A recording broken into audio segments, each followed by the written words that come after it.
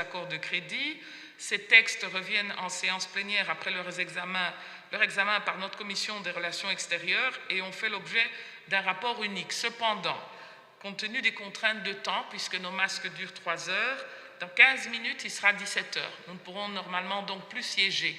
Puis-je proposer à la plénière que nous suspendions la séance pour revenir demain matin à un horaire un peu plus avancé, de façon à commencer avec le rapport de cette commission, le vote, et puis passer à...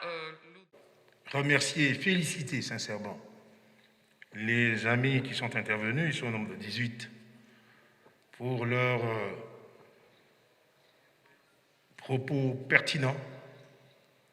Et comme je l'avais dit dans l'exposé de motifs, cela va nous aider à solidifier le texte si la plénière veut que le texte soit accepté, reçu et envoyé en plénière.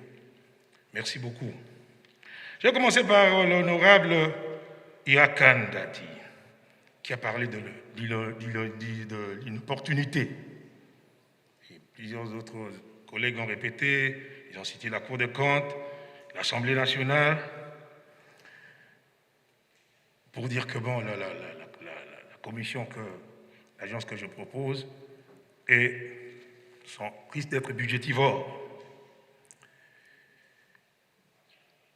Madame la Présidente, l'inopportunité de cette agence ne peut pas se concevoir en la comparant avec les autres structures existantes. D'ailleurs, le vieux mot, je viens de le dire. Mais il faut d'abord savoir, il faut d'abord connaître le fonctionnement, le rôle de chaque structure étatique. Quand vous me citez la Cour des comptes, mais la Cour des comptes a une mission déterminée par la Constitution, par la loi sur les finances publiques de l'État. La Cour des comptes ne contrôle pas, ne s'occupe pas de la corruption. La Cour des comptes, comme le nom l'indique, contrôle les comptes de l'État, les écritures comptables, comme l'inspection générale des finances. Et comme j'avais dit dans mon exposé, la corruption, c'est autre chose. C'est un profit illégal. C'est quelque chose qui est devenu sophistiqué. C'est pourquoi je répondrai à celui qui m'a posé la question de savoir il faut des gens de haute moralité. Vous savez, nous pouvons tous être là, juristes, politologues, tout ce que vous voulez, mais si vous n'êtes pas formés, c'est pourquoi les gens qui vont faire partie, les membres de cette agence, doivent être des gens, comme nous disons, nous les gaillards, des gens qui ont un profil, des gens qui peuvent sentir l'odeur de la corruption à 8000 km d'ici. Je peux vous dire qu'on peut nous mettre ensemble, les gens sont en train de passer les écritures là-bas, ils sont en train de se faire corrompre, vous ne le saurez pas. Je ne veux pas parler de ce qui se passe maintenant au niveau de la justice, parce que ça ne nous intéresse pas aujourd'hui. Mais au moins, vous suivez ce qui se passe là-bas. L'opportunité d'abord, c'est comme j'ai dit, et comme les autres l'ont dit, je ne vois pas pourquoi. Alors pourquoi nous comme tout à l'heure, on va ratifier des instruments internationaux. Nous signons, le président de la République négocie, signe, et nous autorisons la ratification. Et après la ratification, nous disons non, ça ne nous concerne pas. Quelque part, ce n'est pas bien pour l'image du pays. Ce n'est pas bien. Ou vous acceptez quelque chose, ou vous ne l'acceptez pas. Je vous ai toujours dit ici, pour ratifier, pour demander totalement, dans la démocratie, si vous vivez bien, si vous êtes plus riche, davantage plus riche que les pauvres, où est la démocratie alors? Merci beaucoup. Lucien Kassongo, merci beaucoup pour le soutien. Lucien n'a fait que soutenir la proposition. Et je le remercie, donc il n'y a pas beaucoup de commentaires. Honorable Mondolé, c'est posé la question, savoir, tout en appuyant en disant qu'on converse à la commission, parle de son efficacité. Cher ami Léon, le travail sur l'efficacité de cette agence, c'est le travail de tout le monde. Et comme vous avez dit que nous envoyons ça en commission, sûrement que vous allez amener des amendements qui vont faire en sorte de rendre cette histoire efficace, tant sur le plan de sa structure normale que sur les hommes qui vont venir, des propositions concrètes. Il y a eu des difficultés au niveau des cours des tribunaux. Chaque fois qu'ils faisaient ces dossiers, à un certain moment, ils voulaient se télescoper là. Le cours des tribunaux disait non, venez avec le dossier ici. Lui commençait à inviter les gens. Il y a eu des problèmes. Donc, ce n'est pas une institution. Ici, on parle de l'institution, d'une institution d'appui à la démocratie. Changement de mentalité, mon ami Eolo, je suis tout à fait d'accord. Tout à fait d'accord. Il faut changer de mentalité pour lutter contre la corruption. Mais ce travail-là, c'est notre travail de nous tous. D'ailleurs, on va commencer par ici. Si on veut faire changer de mentalité, c'est ici. Hein, les convoquer, le gouvernement, les services publics de l'État, les entreprises publiques de l'État et proposer même des sanctions. Tout en soutenant, il a dit la même chose, il faut que la commission de suivi et évaluation s'en occupe pour son enrichissement. Tout à fait d'accord. Comme je dis, ce n'est pas le travail d'une seule personne, mais comme vous êtes nombreux comme ça, si on se voit dans une commission, mais comme j'ai dit, on va charcuter même ce texte. D'ailleurs, même moi-même, en relisant le texte, j'ai encore d'autres amendements à faire. Vous vous rendez compte? Donc, le travail n'est pas parfait par un seul individu. Et enfin, le vieux honorable Mbosso Kodiampanga a... Par une telle initiative, il encourage à la fois ses collègues députés et nous jeunes aussi. Mais je pense, pour beaucoup plus d'objectivité, avant que nous disions que ça soit recevable ou non recevable, ça devait passer par un toilettage, notamment suivi et évaluation. Là, il y a une politique publique, n'est-ce pas, sur la corruption. Ça serait avantageux. À ce stade-là, on pourrait dégager un caractère objectif parce qu'il s'agit de l'avenir du pays. Le virus qui ronge le Congo s'appelle corruption. Et si on arrive à combattre cette pandémie-là, qui n'est pas différente, n'est-ce pas, du coronavirus, je pense qu'on pourra un jour parler du développement dans ce pays. D'où, c'est quelque chose que nous devons prendre avec beaucoup de rigueur, beaucoup de pertinence, parce qu'il s'agit de l'avenir de nos enfants et de nous-mêmes. Et moi, je pense que ça doit passer par la commission suivi, n'est-ce pas, et évaluation. Là-dessus, on pourra dégager les infirmités, les incohérences pour enfin en faire une loi devant servir ce pays. J'ai dit, je vous remercie. Merci, honorable Daniel Safou, qui recommande l'enrichissement de la loi. Honorable Longonia et puis honorable Mbosso, nous sommes obligés de conclure, collègues. Nous allons... Il faut lutter contre la corruption. Un pays comme le nôtre, le plus doté en ressources et qui malheureusement est classé parmi les pays les plus pauvres de la Terre, eh bien, la cause, c'est la mauvaise gouvernance et la corruption. Il faut lutter contre la corruption, mais bien lutter contre la corruption. Donc l'opportunité ne se discute pas. Au plan de la constitutionnalité, il a évoqué l'article 211 sur les institutions d'appui à la démocratie. On peut bien créer, parce qu'il y a une ouverture. Merci beaucoup. Mais la question qui se pose, c'est les institutions ayant existé sous ces labels. Qu'est-ce que ça donne? La CENI, le Conseil économique dont il est l'initiateur aussi, l'histoire des médias, c'est SAC, et il y a même un autre qui sert pratiquement à rien, qui s'appelle le Comité national de suivi de l'accord, ou je ne sais pas quoi, qui joue au théâtre avec Mnemwanda Semi. Toutes ces questions-là nous posent l'opportunité ou les débats sur le fondement. Mais, madame, notre problème, c'est de savoir qu'est-ce qu'on fait de cette institution dont il a démontré la pertinence par rapport à l'environnement qui est le nôtre. D'abord, il y a une agence qui a été créée par le président de la République qui va... Nous remercions chacun d'entre vous pour la contribution riche, critique et sincère dont les députés nationaux ont fait montre par rapport à un sujet qui nous tient tous à cœur, qui est la lutte contre la corruption. Cela étant, pouvons-nous nous prononcer quant à la recevabilité de cette proposition de loi? Qui sont pour? Qui sont contre? Qui s'abstiennent?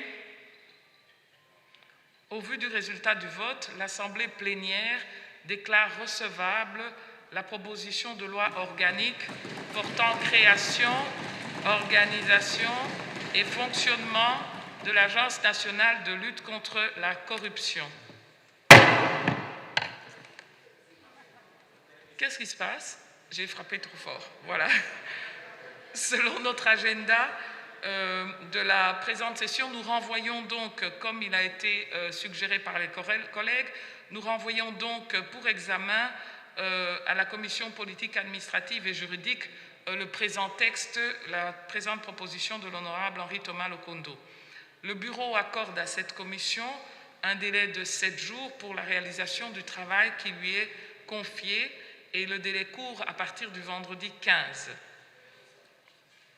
Comme d'habitude, il est demandé aux autres collègues députés, non membres de cette commission qui le souhaiteraient, de prendre une part active aux travaux de celle-ci en vue de leur enrichissement dans le sens de certaines interventions pertinentes que nous avons entendues ici.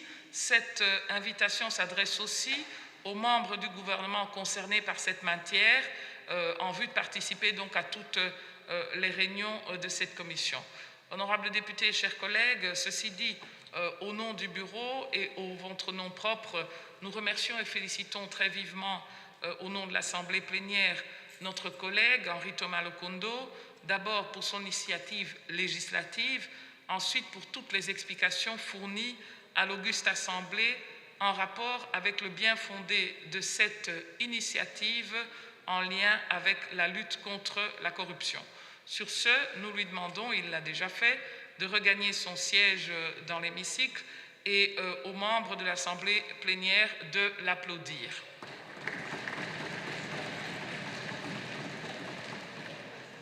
Voilà. Les accords de crédit.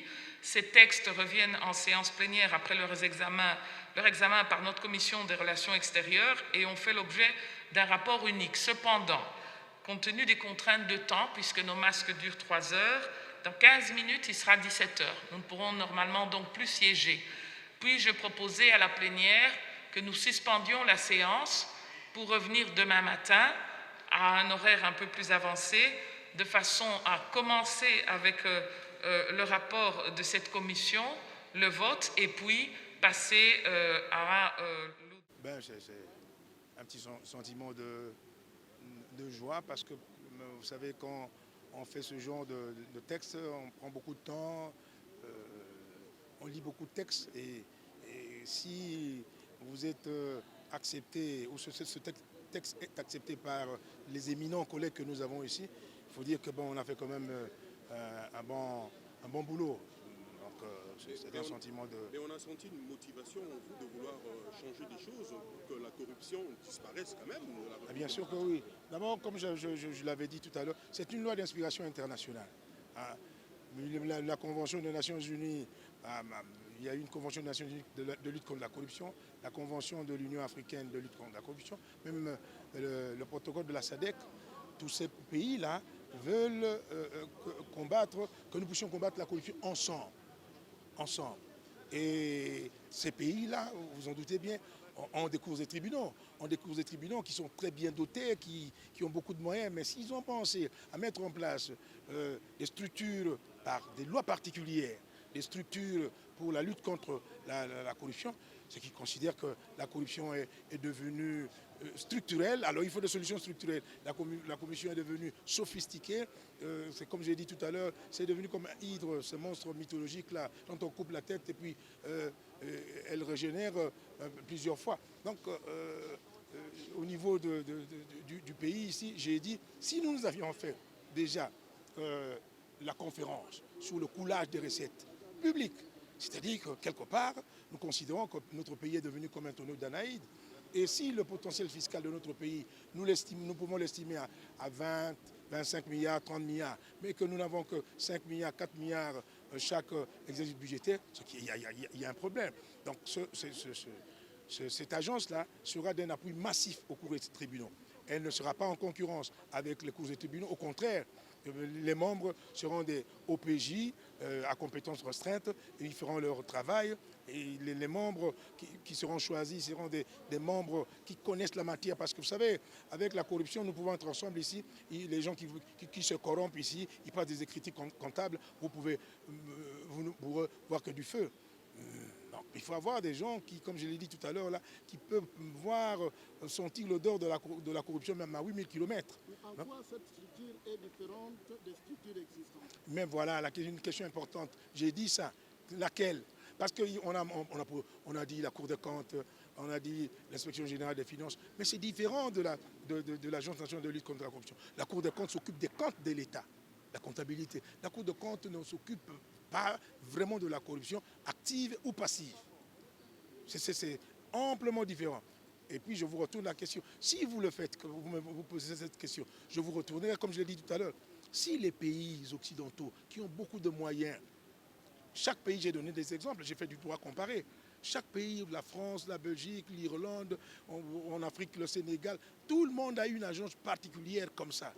Vous voulez dire quoi? C'est que ces gens n'ont pas de cours et tribunaux? Non, au contraire, ils ont peut-être remarqué, comme les Occidentaux, que les cours et tribunaux sont un peu dépassés par le phénomène de la corruption. D'ailleurs, la France, par exemple, avait récemment mis en place, après l'affaire Cahuzac, avait mis en place le parquet financier national. Mais ça ne lui a pas empêché de mettre en place une structure particulière qui lutte contre la corruption. Et par une loi. Parce que la loi est au-dessus de tout le monde.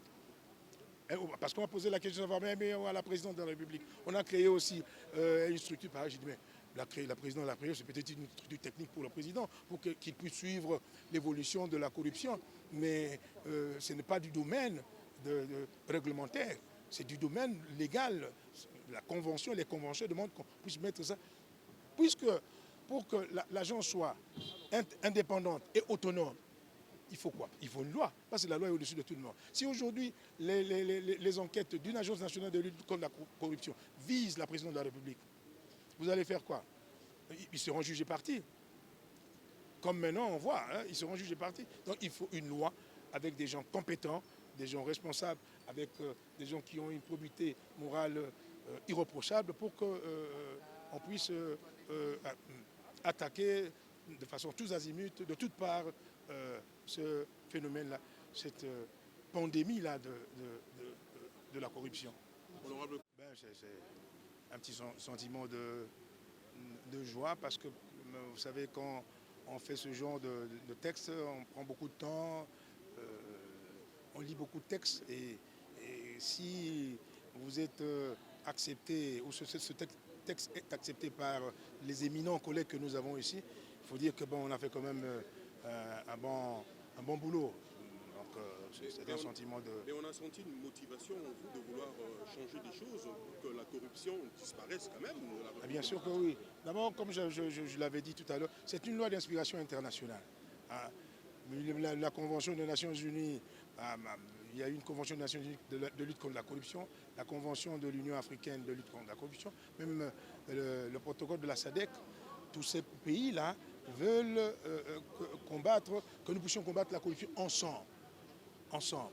Et ces pays-là, vous en doutez bien, ont des cours et tribunaux. Ont des cours et tribunaux qui sont très bien dotés, qui ont beaucoup de moyens. Mais s'ils ont pensé à mettre en place des structures par des lois particulières, des structures pour la lutte contre la corruption, c'est qu'ils considèrent que la corruption est devenue structurelle. Alors il faut des solutions structurelles. La commission est devenue sophistiquée.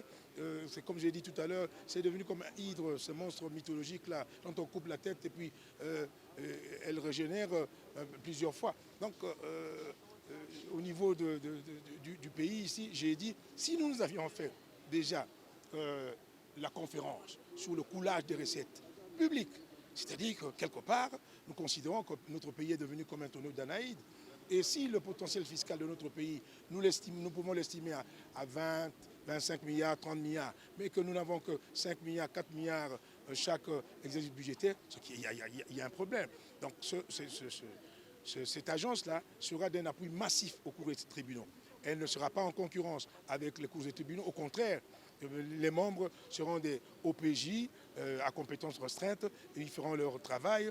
Et les membres qui seront choisis seront des membres qui connaissent la matière. Parce que vous savez, avec la corruption, nous pouvons être ensemble ici. Les gens qui se corrompent ici, ils passent des écritures comptables. Vous pouvez vous voir que du feu. Non, il faut avoir des gens qui, comme je l'ai dit tout à l'heure, là, qui peuvent voir, sentir l'odeur de la corruption même à 8000 km. En quoi cette structure est différente des structures existantes? Mais voilà, une question importante. J'ai dit ça. Laquelle? Parce qu'on a dit la Cour des comptes, on a dit l'inspection générale des finances, mais c'est différent de l'Agence nationale de lutte contre la corruption. La Cour des comptes s'occupe des comptes de l'État, la comptabilité. La Cour des comptes ne s'occupe pas vraiment de la corruption active ou passive. C'est amplement différent.